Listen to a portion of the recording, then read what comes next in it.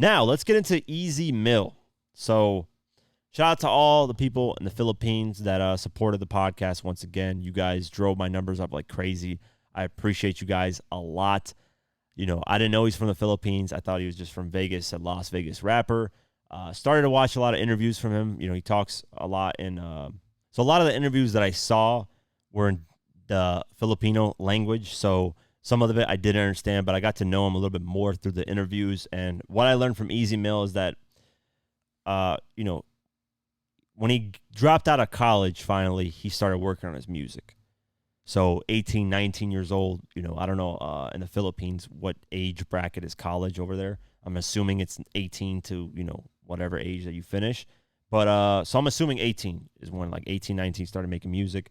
Right now he is, I believe, 25 years old right now, born in 1998. So from the Philippines, and you guys, like I said, showed insane support on the podcast. Once again, thank you guys so much.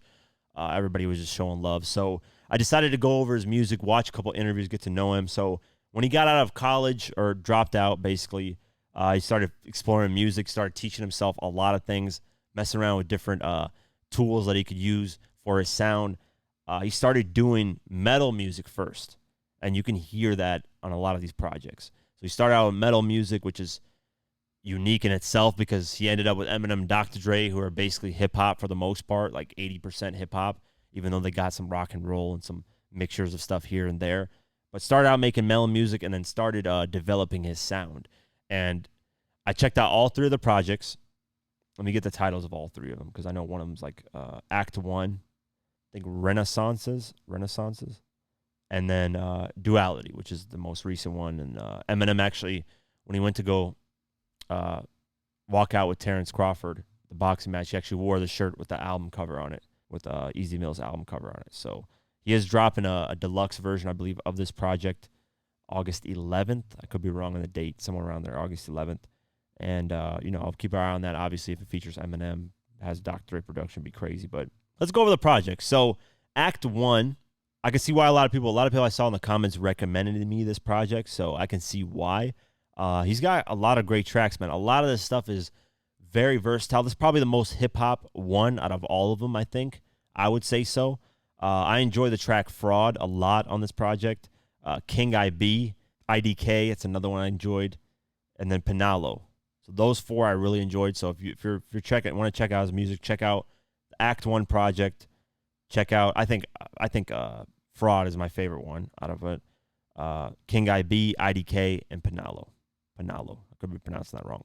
But mind you, he speaks Philippines on a lot of this stuff. He mixes up to English as well. Raps, sings.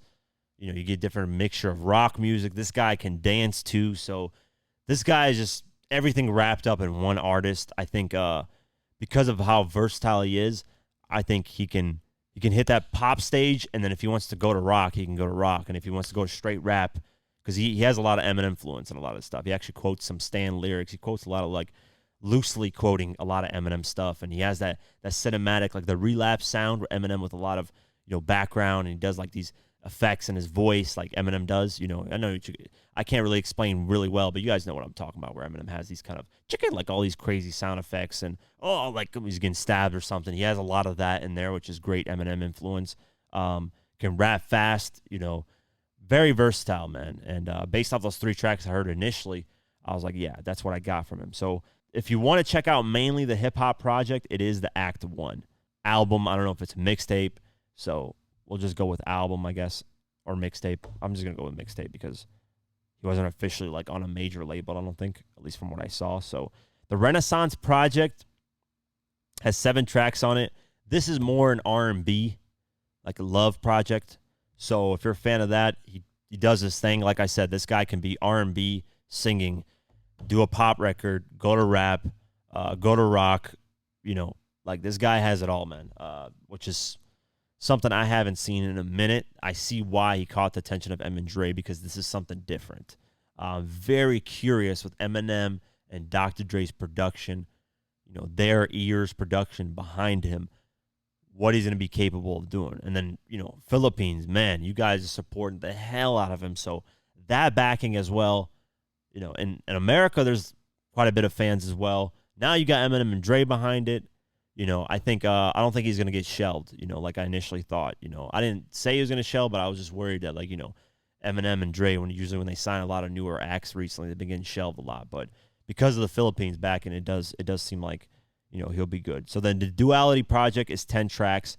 Off the rip, the Rapture track is that like a metal heavy like that type of music, which I'm not really a fan of, but it's something different for people to check out. So I did like 27 Bodies, Re-Up, Up and Down, which is the track that actually got him signed to Dre and M, and Greed. So those are my favorite tracks on that project. Go ahead and check it out, man. I think Duality and Act 1 you guys will really like, unless you're a fan of huge R&B and soul.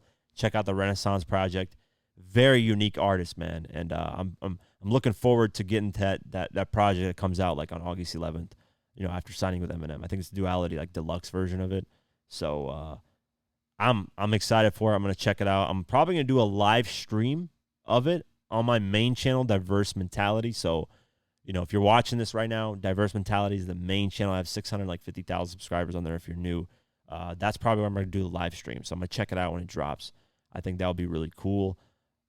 So yeah, man, check out Easy Meal if you haven't. I just wanted to go over the music because once I saw the support you guys were doing, I was like, okay, this guy clearly has something going on here, even though I checked out those 3 tracks and enjoyed it. So yeah, check him out.